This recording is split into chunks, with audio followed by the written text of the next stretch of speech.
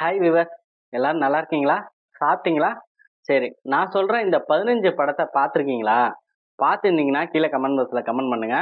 எல்லாமே நல்லா இருக்கும். சரி, அப்படி என்னென்ன படம், இந்த படம் எந்த ஓடிடியில் இருக்கு, ஃபேமிலியோட பார்க்கலாமா வேணாமா, தமிழ் டப்லேயும் இருக்கு, அதர் லாங்குவேஜ்லயும் இருக்கு, இதெல்லாம் நான் சொல்றேன். வீடியோவை ஸ்கிப் பண்ணாம கடைசி வரைக்கும் மட்டும் பாருங்க. ஃபர்ஸ்ட் படம் கேபாப் டீமன் ஹண்டர்.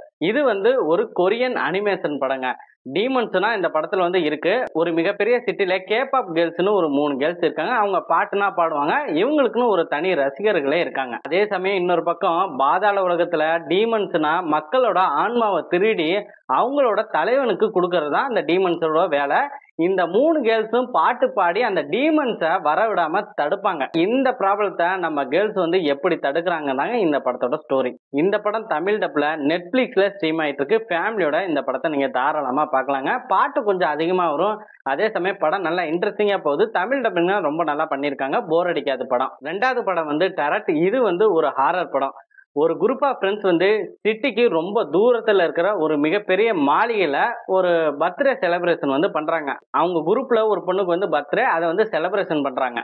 அப்ப அந்த மாளிகைக்குள்ளார போறாங்க. அங்க டரட்னு ஒரு கார்ட்ஸ் இருக்கு. அந்த கார்ட்ஸ் விளையாடலாமே அப்படின்னு விளையாடுறாங்க. அது ஒண்ணு இல்ல, அந்த கார்டுல ரொம்ப பயங்கரமான பேய் படம் தான் போட்டிருக்கு. ஜோசியம் பாக்குற மாதிரி ஒரு பொண்ணு எல்லாத்துக்கும் ஜோசியம் பாக்குறாங்க. அடுத்த நாள் காலேஜுக்கு போறாங்க. யார் யாருக்கு என்ன கார்டு என்ன பேய் வந்துச்சோ அந்த பேய் அவங்கள ரொம்ப கொடூரமா கொலை பண்ணுது. இதுல இருந்து எப்படி தப்பிக்கிறாங்க தாங்க இந்த படத்தோட ஸ்டோரி. இந்த படம் தமிழ் டப்ல நெட்ஃபிளிக்ஸ்ல இப்ப ஸ்ட்ரீம் ஆயிட்டு இருக்கு. இந்த படத்தை ஃபேமிலியோட பார்க்கலாமான்னு கேட்டீங்கன்னா ஃபேமிலியோட பார்க்கலாம். நல்லா பயங்கரமா தான் இருக்கு. ஆனா கொலைனா ரொம்ப கொடூரமா நடக்குது. அடல்ட் கண்டென்ட்னா கிடையாதுங்க. அதெல்லாம் ஒன்றும் பிரச்சனை இல்லை. ஆனா ரொம்ப பிளட் கண்டென்ட் அதிகமா இருக்கு. கொடூரமா இருக்கும் கொலை. அதனால 18 வயசுக்கு மேல உள்ளவங்களே இந்த படத்தை பாருங்க. படம் போர் அடிக்காம நல்ல விறுவிறுப்பா தாங்க போகுது. தமிழ் டப்புனா ரொம்ப நல்லா பண்ணியிருக்காங்க. படத்தோட ஹாரர் சீன்ஸ்லாம் பார்க்கறதுக்கு செம்மையா இருக்கு. இந்த படத்தை மிஸ் பண்ணிடாதீங்க. மூணாவது படம் எ மேன் கால்டு ஓட்டோ. ஓடிடில மோஸ்ட் லைக்டு பிலிம் தான் அது. இந்த பிலிம் தான் அந்த ஓடிடில நல்லா இருக்குங்க. இந்த படம் படத்தோட கதாநாயகன் பாத்தீங்கன்னா ஒரு 60 வயசு ஆள் தாங்க. கம்பெனில இருந்து ரிட்டைர்மெண்ட் ஆயிடுவாரு. வீட்டுல தனியா தாங்க இருக்காரு. இவரு கொஞ்சம் சிடுமூஞ்சி, யாரை பார்த்தாலுமே கொஞ்சம் கோவத்தோட தான் பேசுவாரு. ஆனா ரொம்ப நல்ல மனுஷங்க. இப்படி இருக்க மனுஷன் தூக்கு போட்டுக்க போறாருங்க. சாக போறாரு. தன்னோட லைஃபே முடிச்சுக்க போறாரு. அப்படி இருக்கிறப்ப ஆப்போசிட் வீட்டுல ஒரு ஃபேமிலி குடி வராங்க. ஹஸ்பண்ட் ஒய்ஃப் குழந்தைங்கன்னு. அவங்களால இவரோட வாழ்க்கை எப்படி சேஞ்ச் ஆகும் தான் இந்த படத்தோட ஸ்டோரிங்க. இப்ப அருமையான படம் தமிழ் டப்ல நெட்ஃபிளிக்ஸ்ல இப்ப ஸ்ட்ரீம் ஆயிட்டு இருக்குங்க. இந்த படம் பாருங்க. ஒரு ஃபீல் குட் மூவியா இருக்கும். கிளைமேக்ஸ்ல கண்டிப்பா கண் கலங்குவீங்க. ஏன்னா அந்த மாதிரியான ஒரு சீன் தான் கிரியேட் பண்ணிருக்காங்க. ஸோ லைஃபுக்கு ரொம்ப முக்கியமான ஒரு படங்க. இந்த படத்தை மிஸ் பண்ணிடுறாங்க. ஒரு அருமையான படம். நாலாவது படம் எ ஒர்க்மேன். இது ஒரு ஆக்ஷன் படங்க. நம்ம தலைவன் ஜேசன் ஜாக்சன் தான் இந்த படத்துல கதாநாயகனா நடிச்சிருக்காரு. இவரு ஒரு கன்ஸ்ட்ரக்ஷன் ஒர்க்ல ஒர்க் பண்ணிட்டு இருக்காருங்க அமைதியா. இவரு ஒரு முன்னாள் ரிட்டையர் ஆர்மி ஆபீசர். அந்த கன்ஸ்ட்ரக்ஷன் ஓனர் இருக்காரு பாத்தீங்களா, அவரோட பொண்ணை ஒரு பயங்கரமான ஒரு கேங் கடத்திடுறாங்க காசுக்காக. அந்த பொண்ணை விக்கிற குரூப்புங்க. அந்த ஓனர் நம்ம கதாநாயகிட்ட கெஞ்சி கேட்கறாரு, நீ ஆர்மி மேன் தானே, என் பொண்ணு எப்படியாவது காப்பாத்து அவங்க கிட்ட இருந்து அப்படின்னு கெஞ்சி கேட்கிறாரு. சரி, இவரும் அந்த பொண்ணை எப்படி கண்டுபிடிக்கிறாரு, எப்படி காப்பாத்தி கொண்டு வராங்க இந்த படத்தோட ஸ்டோரி. இந்த படம் ஃபர்ஸ்ட்ல இருந்து ஒரு பாதி படம் வரைக்கும் கொஞ்சம் ஸ்லோவா தாங்க போகும். கண்டிப்பா பொறுமை வேணும். கொஞ்சம் பொறுமையா இருந்து பாருங்க. நல்ல படம் தான். ஆனா அந்த பொண்ணை கேட்டு ஒவ்வொருத்தரையா விசாரிப்பாரு. அந்த விசாரிக்கிற விதம் செம்மையா இருக்குங்க. கிளைமேக்ஸ்ல ஒரு செம்ம ஆக்ஷன் சீக்வன்ஸ் இருக்கு. தலைவன் வேற லெவல்ல நடிச்சிருக்காரு. தமிழ் டப்பிங்னா ரொம்ப நல்லா பண்ணியிருக்காங்க. டைலாக் டெலிவரி ரொம்ப அருமையா பண்ணியிருக்காங்க இந்த படத்துல. இந்த படத்தை மிஸ் பண்ணிடாதீங்க. தமிழ் டப்ல அமேசான் பிரைம்ல இப்ப ஸ்ட்ரீம் ஆகிட்டு இருக்கு. அஞ்சாவது படம் ஏலியன் ரொமானஸ். இது ஒரு த்ரில்லர் ஹாரர் கலந்த ஒரு படம் தாங்க. ஏலியன்ஸ் படம் தான் பார்த்துருக்கீங்களா, அந்த ஒரு ஏலியன் தான் இந்த படத்துல இருக்குங்க. ஒரு குரூப் ஆஃப் ஃப்ரெண்ட்ஸ் வேற ஒரு கிரகத்துக்கு போகணும். அந்த கிரகத்துக்கு போறதுக்கு ஃபியூல் அதிகமா பத்தாதுங்க. அதனால அந்த விண்வெளியில ஏற்கனவே இருக்கிற ஒரு ஸ்பேஸ் ஷிப் இருக்கும். அது ரொம்ப பாலடைஞ்ச ஒரு ஸ்பேஸ் ஷிப் தான். அந்த ஸ்பேஸ் ஷிப்ல ஃபியூல் இருக்கான்னு தேட போவாங்க. அந்த மனுஷன்கள் மூலமா அந்த ஏலியன்ஸ் ரொம்ப பெருசா வளரும். இப்படி இருக்கிறப்ப அந்த ஏலியன்ஸ் கிட்ட இருந்து எப்படி தப்பிக்கிறாங்க இந்த படத்தோட ஸ்டோரி. இந்த படம் தமிழ் டப்ல ஜியோ ஹாட்ஸ்டார்ல இப்ப ஸ்ட்ரீம் ஆயிட்டு இருக்குங்க. ரொம்ப அருமையான ஒரு படம். செம்ம த்ரில்லிங்கா இருக்கு. தமிழ் டப்புனா ரொம்ப நல்லா பண்ணிருக்காங்க. இந்த படத்தோட கிளைமேக்ஸும் வேற லெவல்ல எடுத்திருந்தாங்க. இந்த படத்தை மிஸ் பண்ணிடாதீங்க. ஒரு நல்ல த்ரில்லிங்கான ஒரு படம். ஆறாவது படம் அன்டில் டவுன். இந்த படம் ஒரு ஹாரர் படம் தான். ஒரு டைம் லூப் கான்செப்ட்ல ஹாரர் பேசிக்ல இந்த படம் இருக்கும். வேற லெவல்ல இருக்குங்க.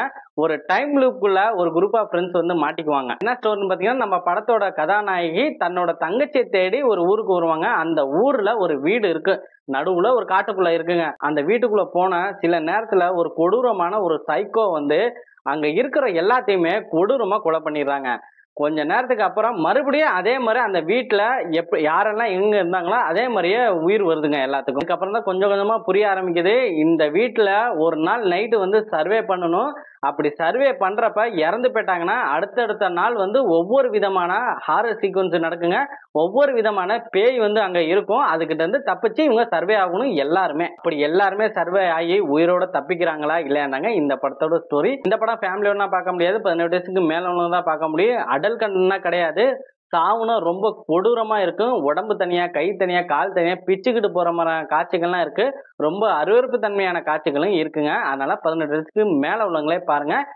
தமிழ் டப்ல இந்த படம் கிடையாது, இங்கிலீஷ்ல தான் இருக்கு. G5 ஆப்ல இப்ப ஸ்ட்ரீம் ஆகிட்டு இருக்கு. ஏழாவது படம் ஹாவ்கோ. நம்ம வெனம் ஹீரோ டாம் ஹார்டி தான் இந்த படத்துல நடிச்சிருப்பாரு. இது ஒரு ஆக்ஷன் படங்க. படம் வந்து போரே அடிக்காது, செம்ம விறுவிறுப்பா போகும். படத்தோட ஹைலைட்டே பாத்தீங்கன்னா தமிழ் டப்பிங்னா நம்ம தலைவன் ஹீரோக்கு வந்து தமிழ் டப்பிங் யார் பண்ணாங்கன்னு தெரியல, டைலாக் டெலிவரினா அவ்வளவு சூப்பரா பண்ணியிருக்காங்க. மூச்சு விடாம பேசுவாரு.